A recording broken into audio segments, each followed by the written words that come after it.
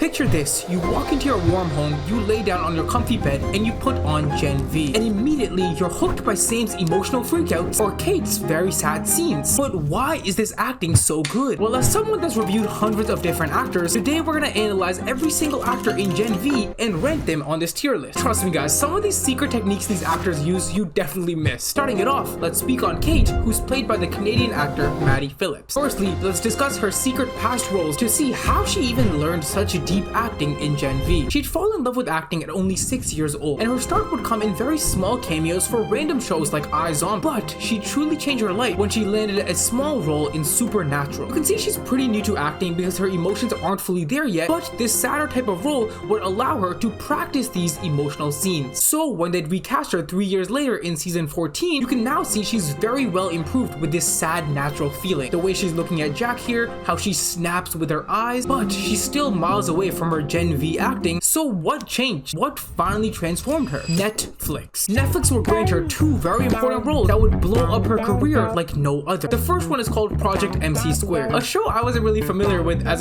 a guy, but a lot of these little girls adored this and it became a huge hit. And her character here was a lot more stiff, but specific moments like this show her that she's finally able to express decent emotion, which would be enough to at least land her biggest role yet. Her own lead role in Netflix's Teenage Bounty Hunter. Maddie, sweetheart, if you're seeing this, give your manager a raise right now because somehow this show had a 94% rating and she truly crushed it here. Literally within the first minute of the show, look at the subtle micro expressions, these tweaks you'd never seen before from her. And here, you can literally see a direct comparison of the same actor in the same scenario just years and years apart. Which is why there's no surprise after completing a successful season of this show, Gen V would call her up as Cate. And now here's where the magic begins, because we can see how she put her decades of acting experience to use in Gen V. And the secret behind her success here is 3 secret tricks related to her eye. Firstly, her eye control has completely leveled up. Watch how fast she flickers her eyes, combined with the very quick cheek twitching. Even if you guys try, you won't be able to blink as fast as this. And this combination truly allowed for her nervous side to come out when she's talking to Andre. But now let's dive even deeper. Please analyze Cate's eye movement right here. Really zoom in and see how she's focusing on one subject to her left, but constantly looking back and forth. It's so fascinating because an anxious person that's opening up about her abuser would certainly do something very realistic like this to show that unconfidence. Cate, did you tell anybody? And say what? He had me on camera consenting.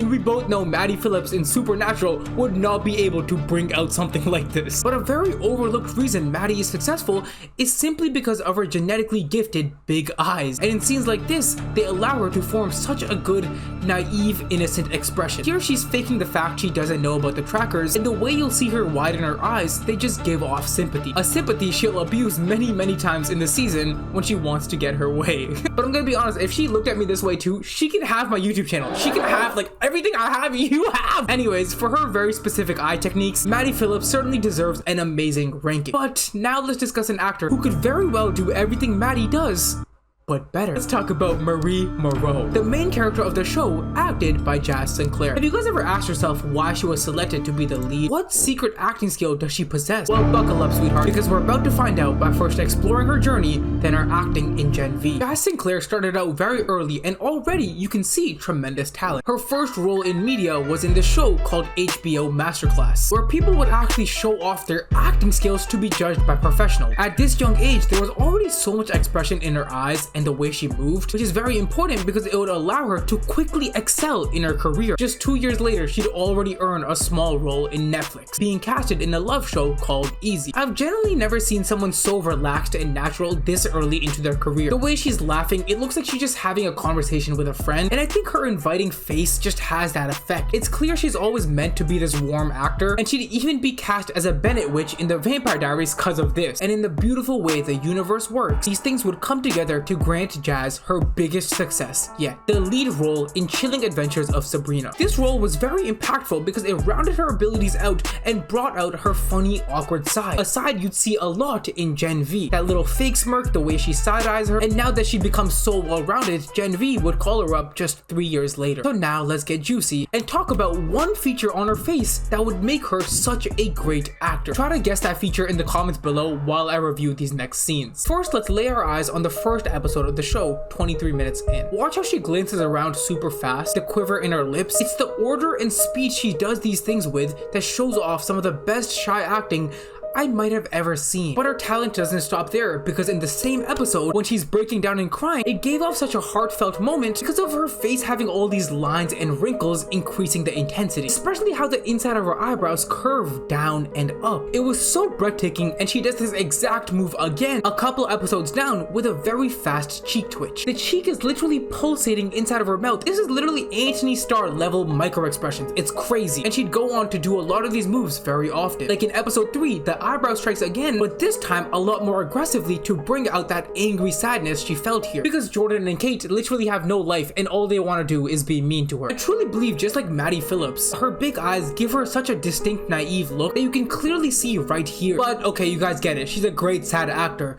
Can she do anything else? Yeah, she can be very furious. When Shetty is on the verge of death and Marie is begging to save her, watch how she flexed her jaw and widens her eyes really big, along with how she shrieks and her voice completely changes into a desperate manner as she starts to beg, as she starts to repeat, please, please.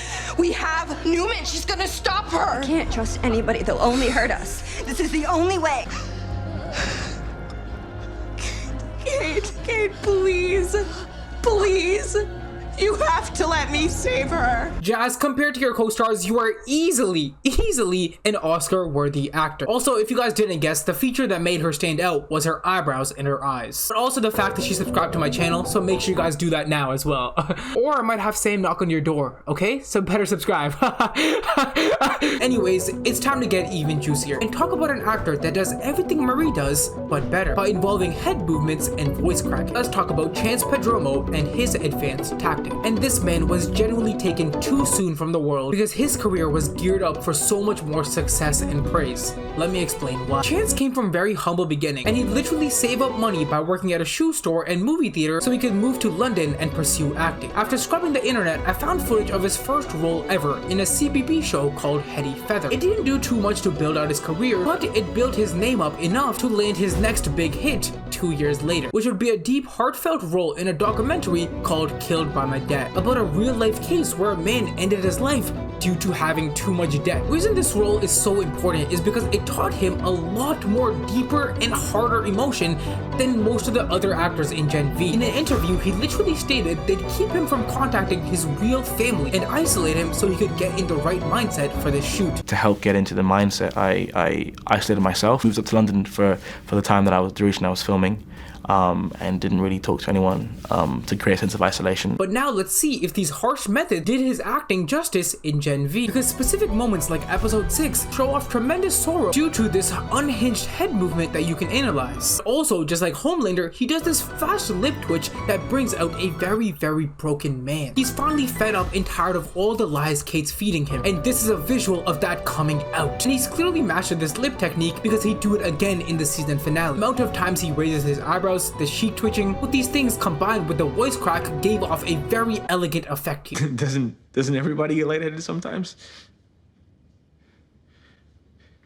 Can we focus on my dad? Sorry, it's just a lot. You guys know my acting reviews are usually a lot more in-depth with more examples, but Gen V literally has 1 season with 8 episodes. What do you want from him? He can't find more examples, so with the limited information I'm given, I'm gonna put him in the lower end of amazing, because of the fact these 2 talentful scenes we talked about, they're pretty rare to come across. But you can say the exact opposite for the next actor we're gonna discuss. Maybe the most expressionate actor in the entire show. But before him, let's quickly speedrun through some side characters and point out some unique things they did. Maybe the coolest one would be the way Indira Shetty acts out her secret agenda. She's played by Shelley Khan, who's already been acting for 20 plus years in hit shows like Bridgerton, and that experience very much shows in Gen V's second episode. What she does here when she's hugging and comforting Marie is she will look into the person's shoulder, which gave off such a deadly look. The stare is so specific and cutthroat that you could just tell by looking at this the therapist is up to something. Once again, there's only 1 season, I don't see much else of her, I'm gonna just put her in good. Another great side character that died too soon is Starboy, who's actually played by Arnold Schwarzenegger's son, Patrick. Like, I don't know how nobody talks about this, but he's literally Arnold's son. Like,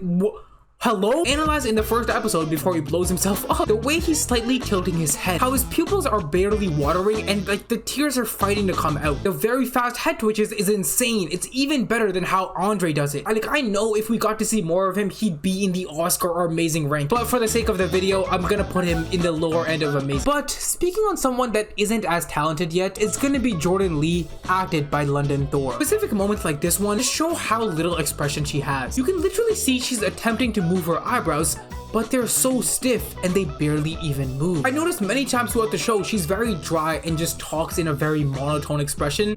But instead, we're a fucking TA, saving our own ass. Nice is all it takes for us to let someone get royally fucked. And since you don't really have any other amazing scenes, you're gonna be the first actor to go in the meh section. You're meh. I'm sorry, sweetheart. I'm sorry. And the last side character I want to address is Emma. Emma isn't a character that shows much emotion at all. Yet, while watching the show, I've uncovered two secret moments that show that hidden talent underneath. Firstly, in episode 1x1, the way she gets sad here when this other girl tells her about her embarrassing role, it's so impressive because she's intentionally only dropping her mouth. She's not getting sad by crying or like moving her eyes. It just goes from this to a very slight just stop, which makes it look so much more natural. And the saddened way she looks down after, I could feel her emotion through the screen. And then also in episode 8, how she miraculously outshined Sam due to how loud and bold she became. He's lashing out on her, he's saying you control my life, and then she just cuts him off so abruptly. Starring in a reality TV show, I was having a needle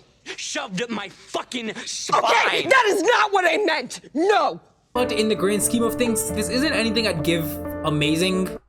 So you're gonna go in good, sweetheart. You're in good. Now let's turn things up a notch. This next actor is truly gonna shock you because of one factor: lack of experience. Sam is acted out by Asa Germann, and I'm being serious, I have no clue how he even made it into the show. Looking at his history, he's only been in one other show before jumping right into Gen V, and that role was him in the Jeffrey Dahmer Netflix special as this jogger right here, which he did a cool, normal job in. So how did he make his break in such a big way? I believe the secret was his father, Greg Germann, a very established but low-key actor that's been in many shows like Grey's Anatomy and Law and Order. Greg may have pulled some strings to land him in these two hit roles, and to be honest, thank God he did, because he plays Sam perfectly. He literally gave off Joker vibes. That stuttering hand coming up to his face, the way he interrupts his own dialogue with his own inner thoughts, how he says the word, "he hurt me," dragging the words painfully using his breath work. Talking! Just stop, please! Stop! Okay, well, who's Dr. Cardosa, Sam? He hurt me. He hurt me and he won't leave me alone. So already you can see so many new elements that these other actors don't do. The breath work, the stuttering. 6 minutes later in the exact same episode, watch that blazing rage come out. His neck veins are genuinely scaring me here, and his boldness in the way he speaks is wow. All fucking puppets! I don't want to. He can't have her! I mean, here, look at me. You don't have to do this, okay?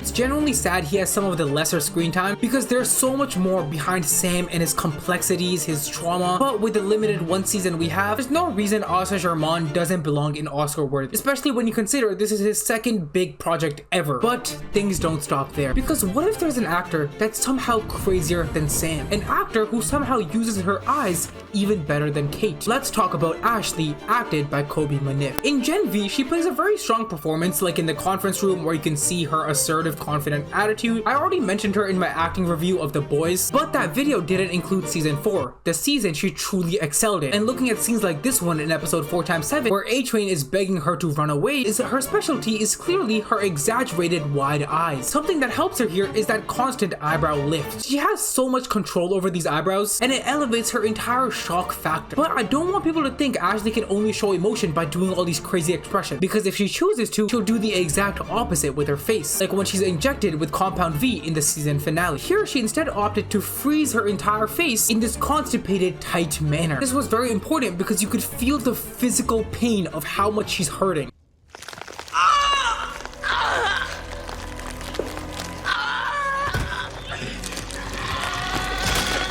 I also recently saw an Instagram video of her and a photographer, and you can see just how instantly she can harness this acting face. I'm not gonna lie, it's actually a little bit insane. It's insane how quickly she can put it on. She's actually inspired me to be an actor. This is my acting now.